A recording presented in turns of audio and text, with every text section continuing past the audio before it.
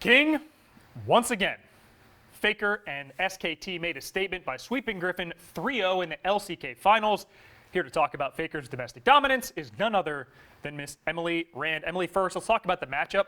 Griffin beat SKT in the regular season, not once, but twice. What changed in the finals?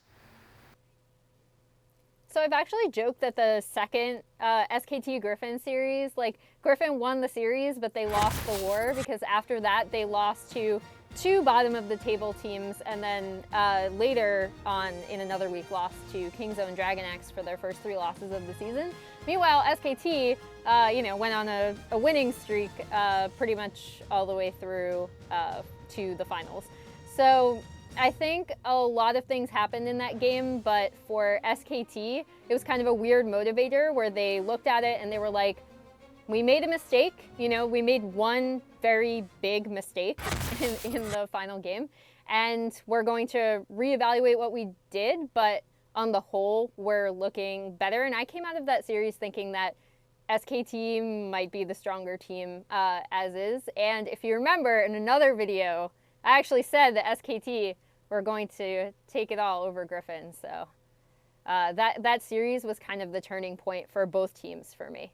Emily Rand keeping the receipts. I don't blame you for doing that because the internet does not forget. But Emily, in this matchup, an individual matchup a lot of people were watching was Faker against Chovy, and Faker did what Faker does, and it wasn't all that fair. Score lines themselves tell the story. 13-3-15 for Faker, 6-10-4 for Chovy. Where did the dominant Chovy go? I think a lot of it had to do with Griffin's compositions. In this game, or not just game, but in the entire match, we saw Griffin going for certain compositions that really require you to snowball very quickly early. So on the one hand, that's something that I've actually criticized Griffin for a lot, so I appreciated that they were trying this out. On the other hand, once they could not snowball that Taliyah Pantheon composition in the bot lane early in game 1, I think they should have abandoned it completely and, not returned to it in game 3. I think another thing that we have to look at is Chovy on champions like Lissandra, especially on the Lissandra specifically.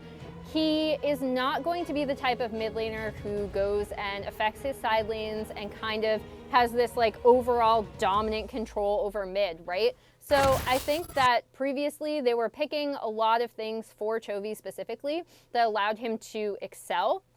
That doesn't take away from his in-season dominance, but I do think that some of these whispers and things a lot of analysts were saying that despite his record, he does have some champion pool issues. He is the type of laner that you really want to focus around as your star carry rather than someone who can flex into a more supportive role, who's going to be affecting side lanes, maybe roaming with Tarzan, that kind of thing.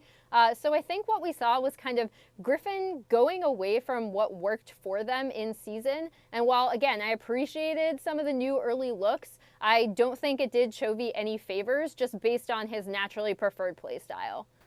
Emily, moving back to Faker himself, he's now played in 8 LCK finals with 7 wins and a 22-6 overall game record. So putting you on the spot with this, in the pantheon of all-time great League of Legends players, given this on Faker's resume, where do you rank him? I mean, I still think that Faker is the greatest of all time, despite his, obviously, his slump last year. And I think you can make the argument that there have been better players at different times, right? Faker still might not be the best player in the world at this moment, but I do think if you're looking at his League of Legends career as a whole, what he's done for the game, how his play has affected how people actually look at the game itself, I think there's no arguments. Emily Rand, in the pantheon of all-time great ESPN Esports analysts, thank you so much for the time and insight. For more coverage I get more wrong than I get right. But you keep the receipts when you get them right. Emily Rand, thanks so much for more esports coverage. Keep it locked right here on ESPN.com/esports.